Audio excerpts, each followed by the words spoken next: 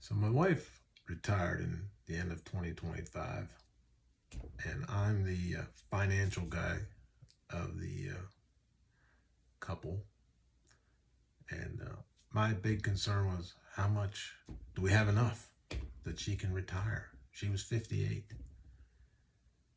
So what I started doing was, I said, well, we're going to need we're going to have to know how much we need. So I started tracking the expenses. So I tracked the daily expenses or the monthly expenses. I even tracked the yearly expenses, and I divided those out by 12 months, insurance and taxes and things like that. That way I knew how much every month we needed. Now, obviously, we don't pay, or at least we don't pay taxes every month and insurance every month and things, but I created a sinking fund in my budgeting app that helped me defer those so we actually have enough money moving forward. So I tracked the expenses. I created the sinking funds.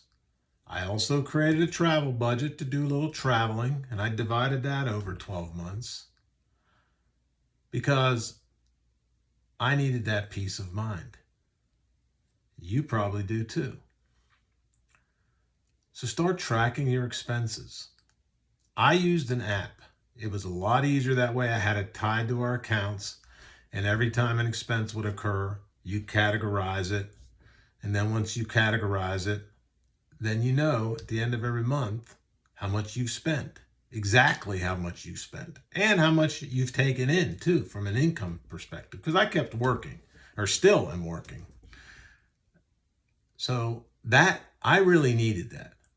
I mean, because I think about things like that all the time. And I wanted to make sure we're okay, because money stresses the marriage, stresses the household, stresses everything.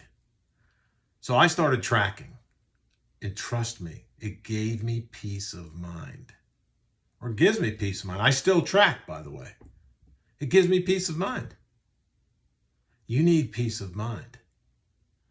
Don't do guessing. Facts. Facts are our friends. And that's what I decided to do. And like I said, I'm still doing it because, I probably will retire within the next 2 years. And I need to know that, because we're going to have to dig into our nest egg as well. So the moral of the story is, don't guess.